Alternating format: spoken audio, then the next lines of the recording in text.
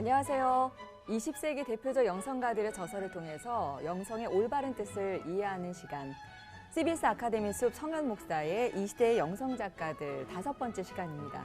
자, 오늘도 좋은 말씀 해주실 성현 목사님 오셨습니다. 안녕하세요. 안녕하세요. 네, 그리고 반갑습니다. 네, 안녕하세요. 자, 오늘 또 저희가 새로운 저자를 만난다고 예고를 드렸는데요. 누구를 만났는지 기대가 되네요. 네. 오늘 소개해드릴 분은 달라스 윌라드라는 분이시고요.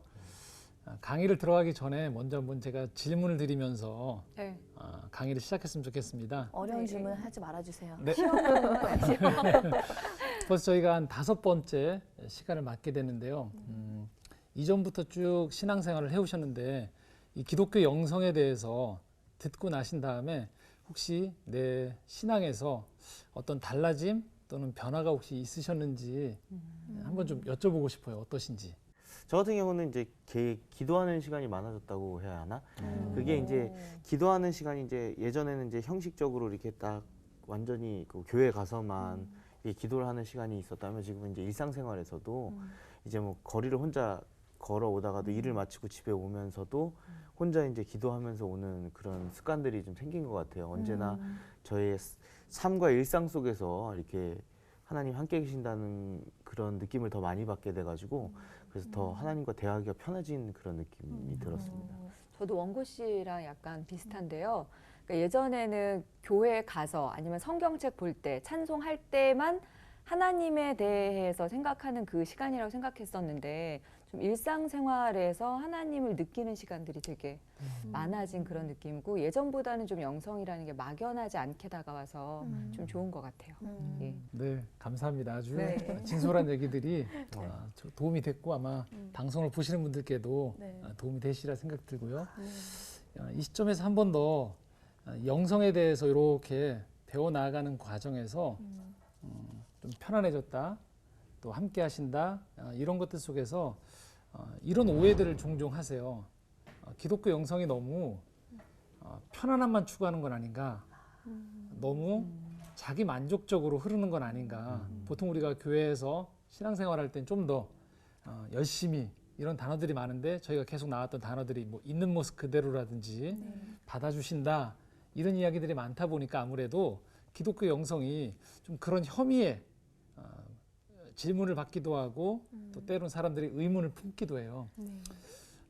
오늘 이 소개해드릴 분이요, 달라스 윌라드는 바로 이 지점에 대해서 기독교 영성에 대한 아주 정수에 대해서 잘 가르쳐 줄 수 있는 좋은 선생님이세요.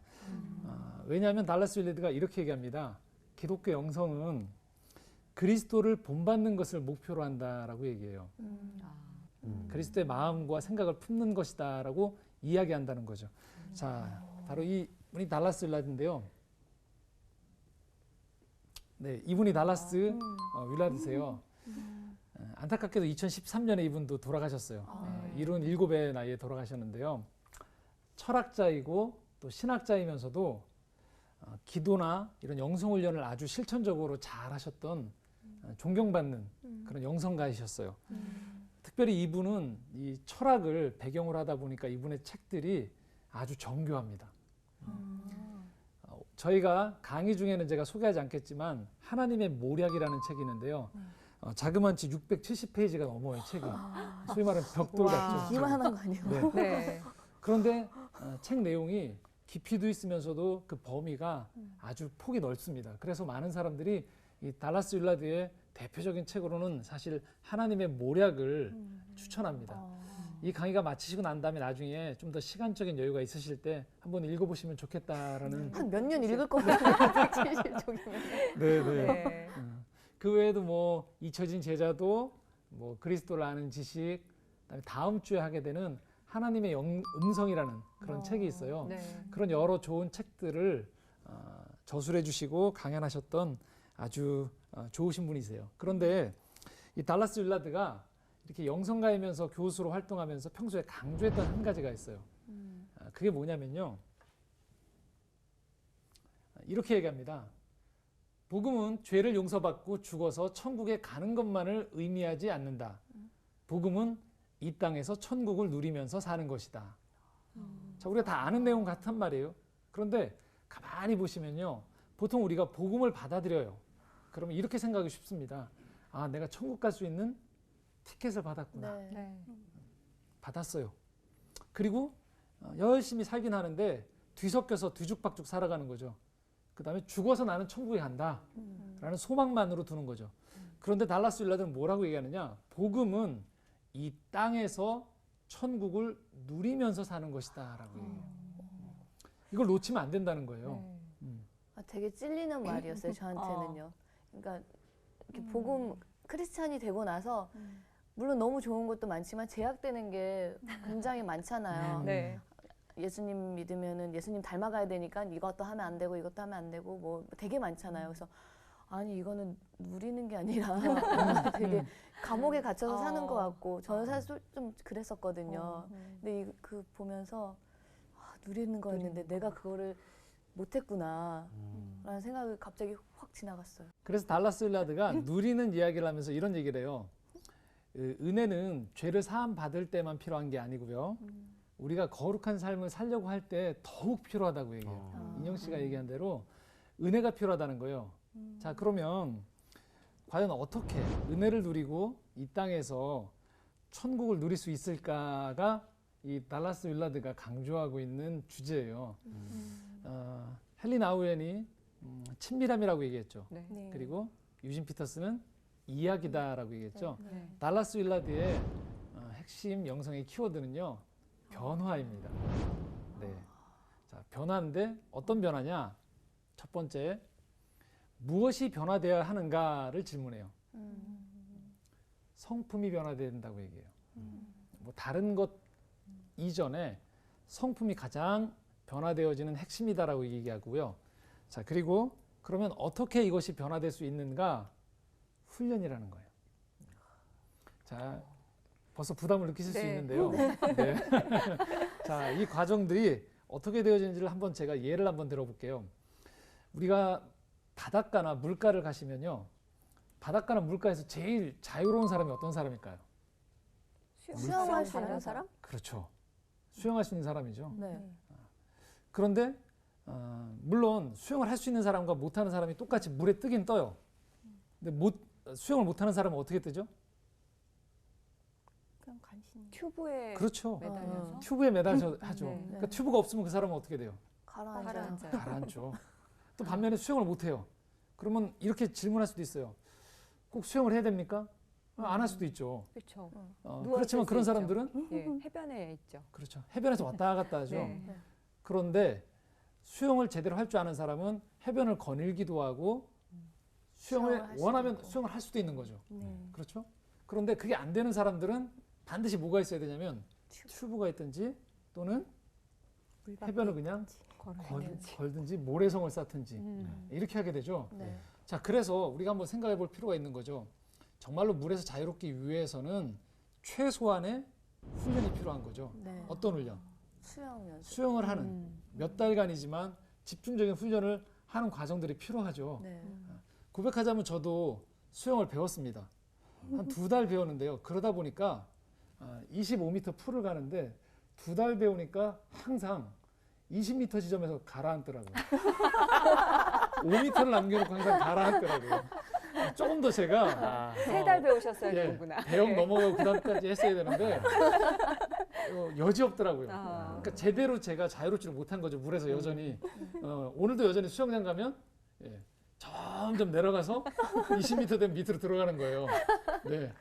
마찬가지로 여기서 말하는 훈련을 우리가 훈련 자체가 목적이 아니에요. 결국은 이 모든 것들을 하나님께서 주시는 선물들을 누리기 위한 과정 안에 영적인 훈련이 들어가는 거죠. 근데 우리가 좀 부담스러워하는 이유는 왜 그러냐면 훈련 자체를 목적으로 두고 있는 거예요. 그러다 보니까 우리 스스로가 자꾸 훈련을 점검사항으로 여기면서 자유롭지 못하게 되어지는 거죠. 좀 더 큰 그림을 봐야 돼요. 우리가 누릴 수 있는 수영할 수 있는 즐거움, 바다를 보면서 우리가 그 생각하면 잠깐의 그 훈련은 익히 건너뛸 수 있음에도 불구하고 우리가 오로지 초점을 어디에만 맞추냐면 훈련 자체만 자꾸 맞추는 거예요. 그러다 보니까 우리 신앙생활이 자꾸 소위 말하는 율법주의처럼 또는 이게 우리를 얽어매는 어떤 종교적인 훈련처럼 여겨지다 보니까 신앙 안에서 자유함을 누리지 못하게 되는 거죠. 자, 그래서 이 달라스 윌라드는 우리에게 막연하게 그냥 변화하십시오라고 얘기하지 않고요. 아주 친절한 선생님이 되어져서 우리를 가이드해 줍니다. 아까 제가 무엇이 변화되어야 된다라고 질문을 여기 책에서 나왔다고 했죠? 성품이? 예, 성품이 변화된다고 했죠? 네. 소개할 책은요, 바로 이 책입니다. 마음의 혁신이에요. 다른 곳, 외부가 아니고요. 우리 성품, 우리 내면의 문제를 집중적으로 다루려고 합니다. 자, 보도록 하겠습니다. 자, 변화가 되어지는데요. 변화의 목표를 이렇게 잡고 있습니다. 내면의 변화가 명확하다는 거예요. 목표가 애매하게 밖에 어떤 풍경이나 다른 외연이 아니고요. 철저하게 내면에 초점을 맞추고 있어요. 그리고 그 과정은요. 성령의 주도로 내면이 예수님을 닮아가는 거예요. 자, 우리가 자꾸 오해하는 게 주도를 누가 한다고 생각하죠? 내가 열심히 낸다고 생각해요. 그러나 내 열심만 가지고는 도저히 되어지지 않아요. 네. 철저하게 성령께서 주도하는 가운데 내가 협력하는 거예요. 그렇게 되어지면서 예수님을 닮아가는 겁니다. 그래서 그 결과가 어떻게 되느냐? 예수님을 어떻게 따라간다고요? 기쁨으로 네. 따릅니다. 인영 씨가 아주 솔직한 고백을 해주셨는데 이 얘기를 오늘 좀 진솔하게 나눠보려고 그래요. 자, 어떤 얘기냐? 제가 목회자로서 성도분들과 함께 신앙생활을 하고 함께 사역을 하다 보면 안타까운 게 한 가지 있어요. 종종 주일에 회개 기도를 하실 때 이렇게 회개 기도를 하시는 거예요. 주님, 한 주간도 주님 기뻐하라 하셨는데 기뻐하지 못해서 회개합니다. 주님, 감사하라고 하셨는데 감사하지 못해서 회개합니다. 라고 얘기하는 거예요. 자, 어떻게 생각하세요? 이거에 대해서. 한번 여러분들 생각을 좀 듣고 싶은데요. 정말 맨날 죄인이라고 생각할 것 같아요. 느껴지는 거에 대한 기도인 것 같아가지고요. 감사한다는 것도 그렇고 기쁘지 못한다는 것도 느껴지는 거잖아요. 제가 스스로 느껴지는 네. 거잖아요. 그러니까 뭔가 나의 느낌에 대해서 기도하는 거라서 좀 구체적인 게 좀 필요할 것 같거든요.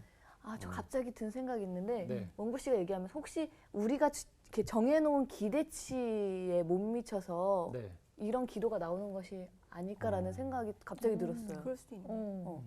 저는 이렇게 얘기하고 싶습니다. 사실 기쁨이나 감사는요, 하나님이 주신 선물이에요. 네. 선물인데 우리가 그것을 의무로만 생각하는 거예요. 다시 말하면 기뻐하지 내가 못하는 상황이면요, 기뻐하지 못하는 거예요. 감사하지 못한 상황이면 감사하지 못하게 되는 거죠. 네. 자, 무슨 말이냐?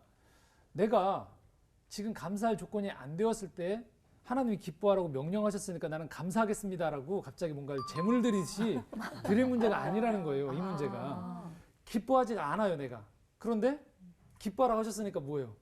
기뻐해. 얼굴은 울고 있는데 내가 기뻐합니다, 내가. 그래서 이렇게 얘기하는 거죠. 어떠세요? 지금 우리의 패턴이 잘못하면 이렇게 흘러갈 수 있다는 거예요. 자, 우리가 사랑에 대해서도 이야기하면 이렇습니다. 사랑해야 한다는 것을 행위로만 생각하면 절망할 수밖에 없어요. 주님, 내가 사랑하지 못했어요라고. 그렇죠? 네. 그런데 한편 이 영성 훈련을 통해서요, 우리 내면에 사랑이 심겨지면 어떻게 될까요? 자연스럽게 살아가겠는데요. 그렇죠. 자연스럽게 사랑하게 되는 거죠. 아주 중요한 단어를 얘기해 주셨어요. 자연스럽게 사랑해지는 겁니다. 자, 이 말씀을 들으시면 좀 더 이해가 쉬우실 것 같아요. 누가복음 6장 43절에서 45절인데요. 인영 씨가 한번 좀 읽어주시면 감사하겠습니다. 네. 못된 열매 맺는 좋은 나무가 없고 또 좋은 열매 맺는 못된 나무가 없느니라. 나무는 각각 그 열매로 아나니 가시나무에서 무화과를 또는 찔레에서 포도를 따지 못하느니라. 선한 사람은 마음에 쌓은 선에서 선을 내고 악한 자는 그 쌓은 악에서 악을 내나니 이는 마음에 가득한 것을 입으로 말함이니라. 아멘. 자, 이렇습니다. 지금 내 안에서 심겨진 게 나온다는 거예요. 네. 없는 게 나오는 게 아니죠. 네. 아까 자연스럽다는 건 뭐냐면 내가 하나님이 우리에게 감사하라, 기뻐하라 하라고 말씀하시는 거 뭐냐면 내가 감사할 수 있을 만한 수준의 사람이 되어지는 걸 요청하시는 거고요. 기뻐하라고 하는 것도 기뻐할 만한 사람의 수준이 되어지는 걸 말해요. 그러니까 이 영적인 단계에서 내가 점점 성숙해가면 남들은 불평해요. 근데 내가 그만큼 성숙해지면 그 상황 속에서 내가 감사가 발견되어지는 거예요. 남들은 다 슬퍼하고 힘들다고 하는 상황 속에서 나는 남들이 보지 못하는 희망을 봐요. 그러면 어떻게 될까요? 기뻐하게 되는 거예요. 네. 근데 전혀 안 보여요, 내가. 근데 억지로 내가 기뻐하고 억지로 감사하려고 하다 보니까 자꾸 어떻게 될까요? 신앙생활이 부담스러워지고 나를 옥죄이게 되는 거죠. 그래서 우리가 거듭 영성에서 있는 그대로 주님 앞에 나온다는 것은 이렇게도 쉽게 표현할 수 있어요. 내 수준대로 나가는 거예요. 수준이 아닌데 갈 수 있는 게 아니에요. 그러나 주님이 지금 말씀 나눴던 것처럼 성령의 주도함으로 자꾸 우리를 성숙한 수준으로 계속 여러 과정을 통해서 만들어 나가기로 하세요.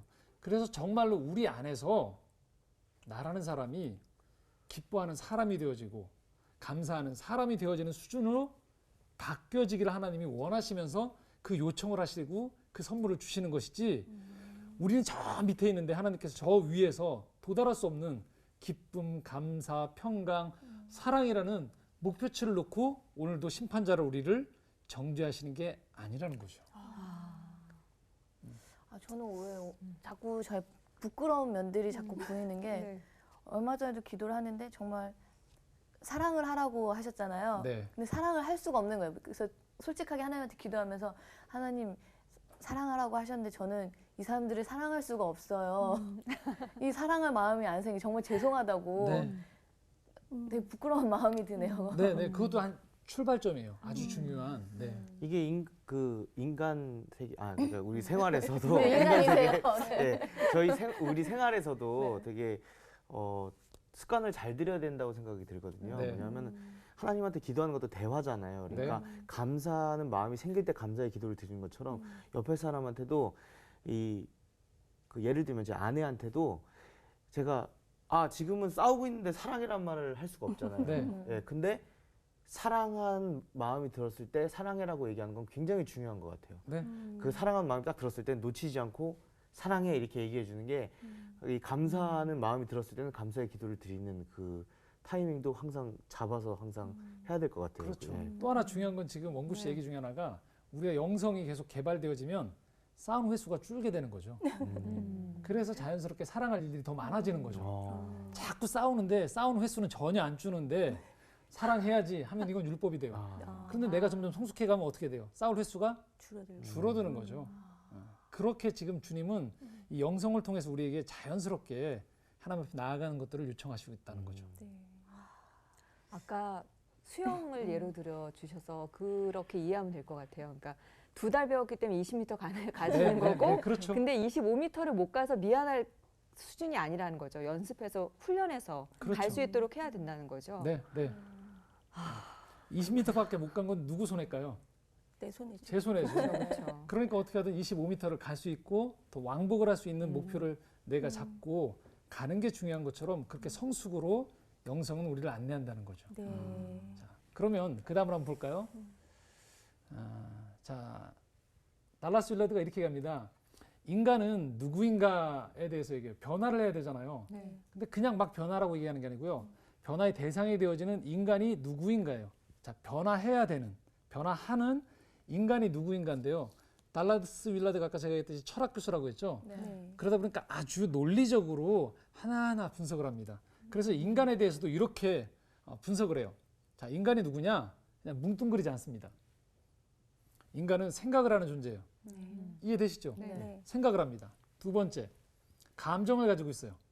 그렇죠? 네. 그런데 여기서 하나, 달라스 윌라드는 말하기를 우리가 감정과 생각은 항상 같이 움직인다는 거예요. 그래서 종종 우리가 무관심이다라고 얘기하면 그것은 감정의 수위가 유난히 낮은 걸 말하는 거예요. 생각과 감정이 있고요. 세 번째, 심령이라고도 표현하는데요. 마음과 의지가 또 우리 안에 있다는 거죠. 영성에서 달라스 윌라드가 제일 중요시 여기는 부분이 바로 이 부분이에요. 의지예요. 인간 안에 있는 이 마음과 의지를 통해서 우리는요, 새로운 걸 만들어내기도 하고요. 때로는 악에 대해서 대항하기도 하고 선으로 나아가기도 하는 모든 발전소 같은 부분들이 바로 이 심령, 마음, 의지라는 거예요. 네. 그래서 반드시 변화하려면 뭐가 변화해야 될까요? 의지 부분을 건드려야 돼요. 의지가 따르지 않으면 안 되는 거죠. 그렇기 때문에 하나님 중심으로 우리가 옮겨진다는 것은 뭐가 우리에게 작동을 한다는 걸까요? 우리의 의지가 하나님을 향한다는 거예요. 그런데 현대사회의 문제를 달라스 윌러가 이렇게 지적을 합니다. 현대사회는요, 뭐가 문제냐면 의지를 통해서 우리가 움직여지는 게 아니고요. 뭐를 통해서 움직여지냐면요, 감정 중심이라는 거예요. 어떠세요? 생활하시다 보면 감정이 틀어져요. 감정이 상해요. 그러면 여러분 어떠세요? 하려고 하던 일도 안 하죠. 안 하시죠? 네. 그렇죠. 그래서 사람들이 거의 감정대로 행하는 것을요, 옳다라고 생각한다는 거예요. 현대사회에서. 내 감정이 중요하다고. 당연히 중요한데 감정대로 움직여지는 것에 대해서 제동을 걸어요. 자, 이제 하나하나씩 분석을 합니다. 그 다음 몸도 중요하다는 거예요. 몸을 이렇게 표현합니다. 우리 존재가 집약된 곳이다. 그래서 본질상 몸은 원래 악하진 않아요. 그런데 악에 물들어 있대요. 우리 몸이 좀. 몸이 변화되진 않군. 그래서 변화에 성공할 수가 없어요. 우리는. 몸까지 변화되어져야지만 변화가 되는 겁니다. 네. 이렇게 몸 얘기하면 찔리죠. 몸 얘기만 나오면 안절부절을 못하게 돼요. 네. 자, 그 다음요. 뭐가 필요하냐면 또 우리 인간은요, 사회적인 정황이 있다라는 거예요. 관계를 맺고 있다라는 거예요. 그 관계가 나하고 연관돼서 나를 만들어가요. 마지막이요, 영혼을 이야기합니다. 자, 영혼은요, 인간의 가장 깊고도 통합된 차원이에요. 우리 존재를 조종하는 게 바로 영혼이에요. 그런데 의지가 영혼의 방향을 조종할 수 있다라고 달라스 윌러들은 얘기합니다. 네. 자, 이렇게 지금 분석을 하는데요. 이 표를 한번 보시면 조금 더 이해하시기가 쉬울 것 같아요. 자, 이렇게 돼 있다는 거예요. 자, 보시면, 자, 안쪽에 뭐가 있죠? 심령, 마음과 의지가 있어요. 바깥쪽에 생각 안에 사고와 감정이 있고, 조금 더 큰 게 몸, 사회적 정황, 영혼까지, 나 전체를 영혼이라고 얘기하는 거죠. 우리 전체를. 그리고 우리의 변화는요, 그래서 마음에서부터, 의지에서부터 시작되어지는데, 조금 더 큰 게 뭐라고요? 생각. 생각보다 조금 더 큰 게 몸. 사회적인 정향, 그리고 영혼으로 가게 되어진다는 겁니다. 자, 요것들이, 자, 이렇게 우리가 다 있기 때문에요. 만약에 변화를 하려고 한다면 우리가 마땅히 하나하나의 요소들을 잘 컨트롤하고 그것들에 대한 것들을 잘 만지는 것들이 변화에 아주 필요하다는 겁니다. 해야 할 것들이 너무 많은 것 같은데. 자, 한번 보겠습니다. 네. 많은 것처럼 여겨지는데 한번 보도록 하겠습니다. 일단은, 자, 생각. 여러분, 신앙생활할 때 생각을 많이 한다, 좋다로 여겨지나요? 어떻게 여겨지시나요? 방해가 될 때가 더 많을 것 같은데. 보통은 그런 말들을 많이 들으시죠? 네. 그러다 보니까 우리가 신앙생활이 변화가 일어나려고 하면 뭔가 큰 체험을 하거나 믿습니다. 네. 이렇게 하면 변화가 됐고, 왠지 생각을 하면 짜증나게 비신앙적인 생각하는 것 같아요. 같아요. 그렇죠. 생각은. 그런데 고린도 후서 10장 5절에 한번 원구 씨가 좀 읽어주실까요? 이렇게 이야기하고 있습니다. 하나님 아는 것을 대적하여 높아진 것을 다 무너뜨리고 모든 생각을 사로잡아 그리스도에게 복종하게 하니. 네. 여기 보시면요, 생각을 사로잡으라고 되어 있어요. 그리스도에게 복종하기 위해서는 생각을 사로잡아라라고 얘기해요. 그만큼 생각이 우리한테 아주 중요한 영향을 미치는데요. 자, 이것을 아까 단계를 너무 많이 알아야 되니까 힘들 것 같아라고 얘기하지만 절대 포기할 수 없는 이유가 있어요. 왜 그런지를 설명해 드리겠습니다. 자, 우리 안에, 생각 안에 왜곡되어 있는 게 있어요. 이거를 회복시키지 않으면 아무리 우리가 변화하려고 해도 안 변한다는 거예요. 자, 두 가지를 얘기합니다.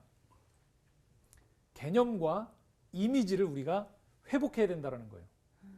자, 벌써 아까 제가 첫 질문 때 영성을 저희가 4주차까지 공부하시고 났더니 개념이 바뀌었죠, 조금. 네. 네. 그렇죠? 네. 아, 종교적인 영역이 따로 있고 일상생활이 따로 있는 게 아니고 일상 안에 하나님이 함께 하신다는 개념이 들어오니까 벌써 달라지기 시작하죠. 네. 내 생각이 그만큼 바뀌어진 거죠. 그렇죠? 따로따로가 아니고 아주 자연스럽게 이런 부분들이 들어온다는 거예요. 두 번째, 이미지에 대한 회복이 필요해요. 자, 이미지의 회복은 뭘 말하냐면요, 우리 안에 이미지가 왜곡이 되어 있다는 거예요. 가장 대표적인 게 하나님에 대한 이미지가 왜곡되어 있어요. 그래서 아닌 것 같은데요. 우리가 변화하려고 하는데 우리 안에 하나님에 대한 이미지 중에 왜곡되어 있는 게 이런 왜곡이 있어요. 아닌 것 같은데 말로는 내가 전능하신 하나님 하는데요. 속으로 이렇게 생각하는 거예요. 하나님은 믿을 수 없는 분이야. 하나님이 하나님 나를 사랑하신다고 말로는 얘기를 해요. 근데 내 안에 깊은 곳에 뭐가 있냐면요. 내 행복은 내가 책임져야 돼. 나도 하나님 모르게. 바쁘실 것 같아. 네. 이런. 그래서 제가 한 4가지 정도를 얘기해 볼 수 있어요. 첫 번째 뭐냐면요. 이런 왜곡된 이미지가 우리 안에 있어요. 하나님 나한테 무관심하셔. 하나님 무능력하셔. 왜냐면 옛날에 내가 과거에 기도했는데 안 도와주셨어요. 맞아. 무능력하셔. 말로는 전능하시는 하나님 얘기하지만 내 안에 이미지가 하나님은 무능력하셔. 세 번째, 하나님은 아까 얘기했듯이 뭔가 약탈하시는 분 같아. 내 행복을 뺏어가고 나한테 자꾸 정숙하고 거룩한, 제가 우스갯소리로 이런 얘기를 해요. 자꾸 우리의 거룩이 왜곡이 되니까 거룩을 거북하게 생각해요. 우리가. 하나님 우리의 행복을 자꾸 약탈하시는 분처럼 여겨지고요. 그리고 궁극적으로 하나님은 우리 아버지가 아니고요. 심판자처럼 생각하는 거예요. 맞아요. 이 이미지들이 우리 안에 있다 보니까 자꾸 하나님과 함께 하십시오라고 얘기할 때 이런 이미지들이 우리를 자꾸 가로막고 있어요. 그러다 보니까 하나님과 함께하는 시간을 자꾸 우리가 회피하게 돼요. 불편하니까. 네. 이 이미지들이 우리 생각 안에서 우리를 방해하는 거예요. 아무리 우리가 변화를 하려고 해도 그래서 이런 이미지들이 있으면 어떻게 될까요? 안 되는 거예요. 그래서 자꾸 이런 부분들이 변화가 필요합니다. 이것을 이제 이후에 계속 펼쳐지는 영성 훈련들을 통해서 결국은 우리가 바뀌어져 나가야 되는 거죠. 자, 두 번째, 감정에 대한 이야기를 좀 해보려고 해요. 우리 안에 있는, 생각 안에 있는 또 감정이란 부분이 있어요. 자, 감정은요, 아까 제가 말씀드렸죠. 감정이 채워져야만 된다라고 우리가 생각을 한다고 하죠. 그런데 여러분, 달라스 윌라드가 이렇게 얘기합니다. 감정은 종이 되면 착한데 주인이 되면 재난을 부른다. 맞아. 한 번 더 읽어볼까요? 감정이 우리의 종이 되어져요. 우리가 다룰 줄 알게 되어지면 착해요, 감정은. 그런데 감정이 우리의 주인 노릇을 하기 시작하면 재난이 오기 시작합니다. 휘말린다. 네. 거군요. 관계 안에서 여러분 감정대로만 해보십시오. 어떻게 될까요? 네. 수많은 관계들이 파국에 이르겠죠. 그렇죠. 왕따 당하겠는데요? 네. 그래서 이렇게 조언을 합니다. 이성의 집에 자주 왔다 갔다 하라는 거예요. 이성의 집에 자주 오가면서 내 감정을 이성으로 통제하는 법들을 훈련하라고 그래요. 아주 세밀하게 얘기합니다. 감정에 무질서한 것 같지만요. 사실 감정도 질서가 있다는 거예요. 그래서 우리가 아주 많은 감정이 있을 것 같지만요. 소수의 두드러진 감정들이 몇 가지가 있다는 거예요. 이 감정들을 하나님의 도우심으로 잘 다스리기 시작하면 나머지 감정들이 제자리를 찾게 된대요. 대표적인 그 감정들이 뭐냐면요. 바로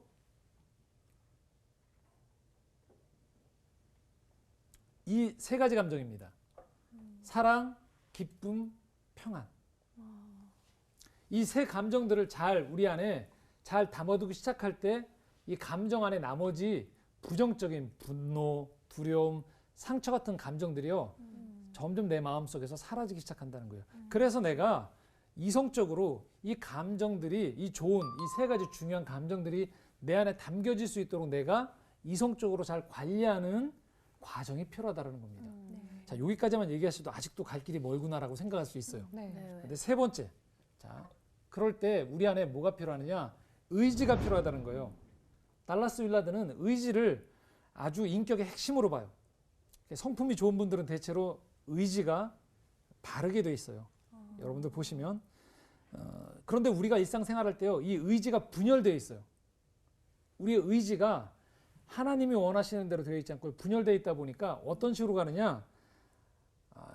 제대로 하나님과 이것들이 맞아 있으면요, 나는 어떻게 선하게 살 수 있을까를 고민하게 되는데요.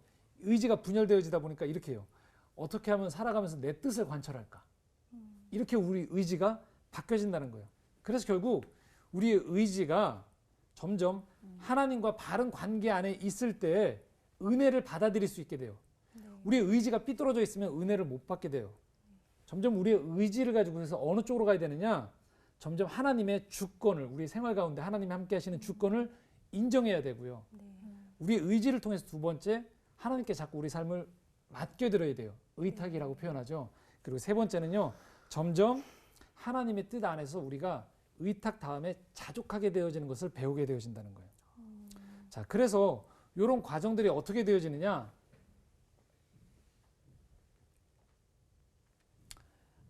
나와 있듯이 인격의 핵심이고요. 하나님과 바른 관계에 있을 때 우리가 은혜를 받아들일 수 있는데요. 결국 이게 어디로 가느냐? 이렇게 표현합니다. 영적인 변화는 인간의 각 본질적 차원들이 중생한 의지의 지휘 아래 하나님의 은혜의 끝없는 주도에 협력하여 그리스도를 닮은 모습으로 변화될 때에만 가능하다. 자, 어려우시죠? 네. 이게 무슨 말인가? 자, 잘 보겠습니다. 우리가 영적으로 변화한다고 했죠. 네. 영적으로 변화할 때 아까 얘기했던 여러 단계들이 있죠, 여러분. 여러분의 몸 안에 몸, 생각, 의지 여러 가지 것들이 있죠. 그 각 본질적 차원들이 중생한 하나님께로 돌아선 의지의 지휘 아래 하나님이 우리를 은혜로 계속 성령의 인도하신 가운데 우리를 이끌어 주신다는 거예요. 내 의지와 내 이것들이 협력해서 결국은 그리스도를 닮은 모습으로 변화될 때에만 가능해진다는 거예요. 자, 이걸 여러분들의 생활로 적용해 보시면 이런 거예요. 교회에서 수련회 갔다 오고 난 다음에 여러분들이 이제는 내가 잘 살아봐야겠다라고 결심을 해요. 항상 다짐하고 나오죠. 예. 다짐만 하는데 안 되는 거예요. 다짐. 그러면서 나를 자책하죠. 왜 나는 안 될까? 그러면서 무슨 생각을 하냐면요. 나는 의지력이 약한가 봐. 라고 생각하는 거예요. 그런데 그걸 의지의 문제로만 계속 몰고 가는 것이 아니라는 거예요. 자, 이 도표를 한번 더 보시면 이 말이 좀 더 쉽게 이해가 되실 거예요. 자, 보십시오. 자, 우리 가운데 뭐가 있다고요? 의지가 있어요. 마음과 심령이 있는데요. 자, 사회적인 정황, 몸, 생각, 감정이 다 우리에게 영향을 미친다는 거예요. 이것들이 다 조화를 이루어서 내 의지가 하나님을 향해 갈 때 우리 안에 변화가 일어나는 거예요. 근데 우리는 보통은 어떻게 하느냐? 어느 한 가지만 바뀌는 거예요.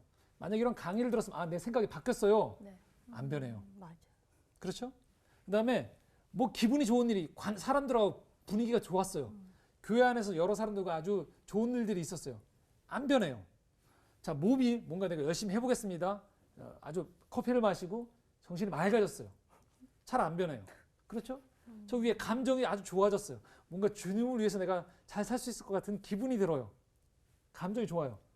따로따로 여겨지면 다 이것이 금방 소멸되어져 버리는 거예요. 그런데 이것들을 잘 다뤄서 어디로? 의지로. 모아야 되는군요. 그리고 그 의지만 가지고서 계속하면 우리의 의지가 닳아버려요. 근데 이 의지가 다른 생각과 감정과 몸과 사회적인 정황들을 잘 조화를 이룰 때 변화가 찾아오기 시작한다는 거예요. 그래서 제가 이런 얘기를 해드리고 싶어요. 이제 그만 좀 괴롭히셨으면 좋겠어요. 정말. 여러분들을. 신앙생활하면서 네. 막연하게 여러분들을 자꾸만 괴롭히지 않으셨으면 좋겠어요. 그냥 왜 난 이럴까 항상? 난 왜 안 변할까? 너무 자책하게 돼요. 그렇죠? 그래서 지금 잘 얘기해 주신 것처럼 우리 신자들 마음속에 은근히 아니 거의 상당수가 자존감이 너무 낮으세요. 나는 안 돼. 나는 변화하지 않아. 이 새해가 시작되는데 변화에 결심을 해도 그대로일 거야. 자꾸 낮아져요. 왜 그럴까요? 이 중에 어느 한 가지만 자꾸 혐의를 돌리는 거예요. 너만 잘하면 돼 라고 얘기하는 거예요. 그런데 지금 우리가 봐서 알지만 어떻게 될까요? 아니에요. 복합적이에요.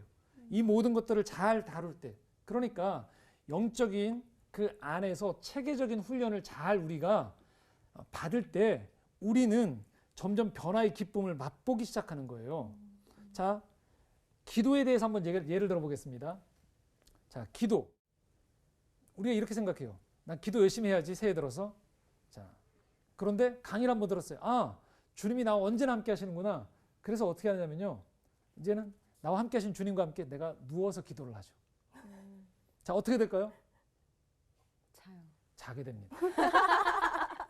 그렇죠? 아, 기도하다가 자도 되잖아요. 당연히 그렇죠. 기도하다가 자도 되죠. 그런데 중요한 매일 그러면 안 하는 것보다 낫지 않아요? 그렇죠. 맞습니다. 안 하는 것보다 낫지만 중요한 거는 매일 주님이 나랑 대화하시다가 뭐 어떻게 되냐면 아, 또 가는구나. 또 다른 나라로 갔구나. 또 자는구나. 그렇죠? 자, 보세요. 자, 뭐냐면요. 몸에 내가 영향을 받는 거예요. 그래서 이렇게 얘기해 드릴 수 있어요. 이런 걸 배우고 나면요. 기도를 할 때 편하게 하는 것보다 중요한 건 바르게 하는 거예요. 자, 내가 몸에 영향을 받으니까 기도할 때 어떻게 될까요? 바른 자세가 중요한 거예요. 왜냐하면 내가 몸에 영향을 받으니까요. 자, 또 하나. 아까 잘 때 기도하신다고 했죠? 예. 저도 그런 적 많아요. 학생 때도 기도하다 보면 어떻게 되냐면요. 점점 몸이 맞아. 앞으로 기울여서 어느새 보면 아침에 일어나게 됐죠. 기도하다가. 자, 그렇기 때문에 여러분, 기도해야지라고 의지만 가지지 마시고요. 제가 이렇게 한번 얘기해 드릴게요. 여러분 하루 생활 중에 제일 좋은 시간에 하시는 거예요. 기도를. 제일 소중한 시간에. 남는 시간에 기도하는 게 아니고요. 나는 몸에 영향을 받아요. 기분의 영향도 받아요. 그러니까 몸의 상태가 제일 좋을 때, 내 정신이 제일 맑을 때 내가 기도해야지라고 생각을 하는 거예요. 왜? 나는 다 영향을 받는 사람들이니까. 근데 우리는 자꾸 어떻게 해요? 의지로만. 난 기도해야지. 근데 이미 한 새벽 한 1시, 2시 그냥 몸이 이미 영향을 받는 시간대에 내가 기도를 하니까 자게 되는 거죠. 기도는 어려워라고 얘기하는 거예요. 그렇기 때문에 정말로 고요한 시간에, quiet time이라고 하죠. 고요한 시간에 내가 기도하는 게 중요한 이유는 왜 그럴까요? 내가 영향을 받으니까. 그래서 우리가 정말로 변화를 정말 원한다라면 아, 나라는 존재가 이 모든 것들에 영향을 받는 존재이구나라는 것들을 알면서 섬세하게 하나하나를 잘 다뤄줄 필요가 있다라는 거예요. 그렇게 되어질 때 우리 안에 점점 변화가 찾아오는 것이죠. 자, 정리를 한번 해보겠습니다. 그래서 이 변화는요, 하루 이틀에 금방 이루어지지 않아요. 오랜 기간을 통해서 그 방향을 정해놓고 내가 의지를 가지고서 그러나 나머지 모든 요소들을 잘 내가 다루고 조화를 이루면서 그 방향으로 나아갈 때 변화가 찾아오는 거예요. 한 번에 갑자기 급격한 변화가 이루어지지 않고요. 진정으로 내 삶의 방향과 살아가는 태도와 습관이 변화되어질 때 온전한 변화가 찾아오는 거죠. 그래서 달라스 윌라드가 이렇게 우리에게 이야기해 줍니다. 꾸준한 영적 훈련을 통해서 자아의 모든 부분을 서로 조화롭게 지휘할 수 있는 의지가 생기면 옳은 길을 가는 것을 힘들어하지 않게 된다는 거예요.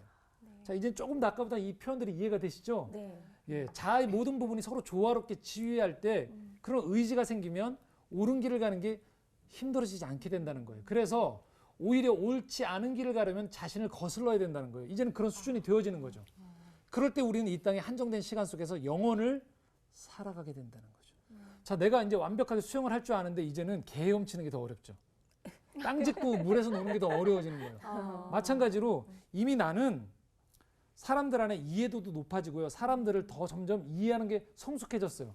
그러면 이제는 미워하는 게 내가 오히려 내 마음에서 불편해지는 거예요. 뻔히 이 상황 가운데에서 아, 계획이 보여요. 희망이 보이는데 투덜거리는 게 내가 오히려 쉽지 않아지는 거예요.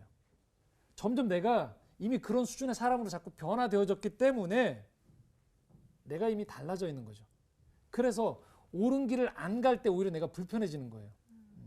그렇기 때문에 기도도 마찬가지로 내가 예전에는 율법적으로 기도를 해야 됐다면 이제는 기도하지 않으면 내가 오히려 내 생활에서 불편해지고 기도하지 않았기 때문이 아니고 기도 안에서 이루어지는 그 교제를 통해서 내가 평안해지고 만족함을 얻기 때문에 내가 기도하는 수준으로 내가 기도의 사람으로 변화되어져 간다는 것이죠. 자, 정리해보면 결국 영성은 자연스러움이에요. 그리고 오늘도 있는 모습 그대로 나아가는데요. 점점 그 있는 모습 그대로가 우리 수준이 영적인 진보가 있으면서 성숙한 사람이 되어져서 하나님과 동행해지는 것이 정말 복이구나, 행복이구나라는 것들을 내가 마음으로부터 점점 더 깨달아지면서 그 방향으로 나아가게 되어지는 것. 그것이 바로 기독교 영성 또 영성 훈련이라는 것이죠. 그러니까 있는 모습 그대로라는 것을 그냥 우리 지금 있는 현재 수준 그대로라고 이해하면 좀 문제가 있을 것 같고요. 점점 있는 모습 그대로의 수준이 높아지는 거네요. 그렇죠. 누가 그 사랑하는 사람을 만나면 정말 더 좋은 사람이 되고 싶은 그런 마음이 든다라고 맞습니다. 했는데 네, 하나님과의 교제도 그렇군요. 그렇죠. 아, 이 책을 저는 예전에 한번 읽은 적이 있었어요, 목사님. 네. 그런데 그 감정과 의지의 차이를 잘 모르겠었어요. 근데 이제 목사님 설명을 듣고 보니까 그게 하나하나가 아니라 모든 게 어쨌든 합력해서 네, 그게 다 같이 변화가 되어야 된다는 걸 아니까 그 의지가 왜 중요한지를 이제 알겠어요. 네, 네. 네. 저도 이제 좌로나 우로나 치우치지 말라고 그러셨잖아요. 네. 근데 항상 이거에 열심을 하고 다른 건 소홀했던 적들이 더 많은 것 같아요. 뭐 성경을 읽으면 성경만 진짜 열심히 읽고 기도는 조금 뒷전으로 하고 근데 그게 아니라 정말 두루두루 이게 균형을 이루는 그래야지만 내 영적인 영성이 이렇게 하나님이 원하시는 그런 수준까지 올라갈 수 있다라는 거를 계속 느끼는 것 같아요. 네. 이제 이 느낀 거에서 머무르지 않고 이제 행동으로 이제 실천하는 그런 순서 아니 그런 단계까지 이제 올라가야 될 것 같아요. 훈련을 받을 때 이제 감정이 이게 수련회 같은 데 가면 감정이 확 세져가지고 의지가 딱 오잖아요. 그죠? 그리고 몸적으로 새벽 기도를 매일 막 힘들게 막 나가가면 막 커지잖아요. 네. 그런 것처럼 그런 것들도 저는 훈련의 한 부분이라는 생각이 들거든요. 그래가지고 네. 그 소리를 내거나 발성을 낼 때도 제가 안 나는 부분까지 소리를 질러봐야 이제 거기를 나중에 낼 수 있듯이 이런 훈련이란 과정도 이런 것들을 다 복합적으로 다 한번 짜내서 해보고 그거에 대한 이제 평준화를 점점 맞춰가면서 하나님과 가까이 지내는 그 훈련을 하면 훨씬 더 이 의지나 이런 게 생활화가 되지 않을까 네. 생각이 듭니다. 네, 맞습니다. 아, 정말 살면서 변화라는 단어만큼 어렵고 또 불편한 단어가 없다라고 생각했는데 오늘 이 시간을 통해서 변화라는 것에 대한 기대를 갖게 된 점이 저는 굉장히 좋았고요.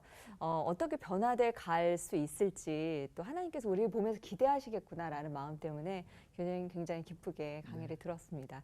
다음 시간의 책도 또 하나님의 음성이라는 네. 책도 또 기대하면서 기다리겠습니다. 목사님 고맙고요. 그리고 또 함께 들어주신 분들 수고하셨습니다. 감사합니다. 네. 몸의 변화는 여전히 틀리네요. 근데 그 몸의 변화가 이 원고 씨가 얘기하는 그런 몸의 변화도 들어가는 그럼 되죠. 진짜. 네. 좀 감싸주고 싶었어요, 제가. 좀 감싸주고 싶었어요. 프로그램에 도움을 주신 분들께는 CBS 아카데미 숲이 제공하는 책과 CCM 음반 그리고 만화로 제작된 최고의 성경 자습서 성경 2.0을 드립니다.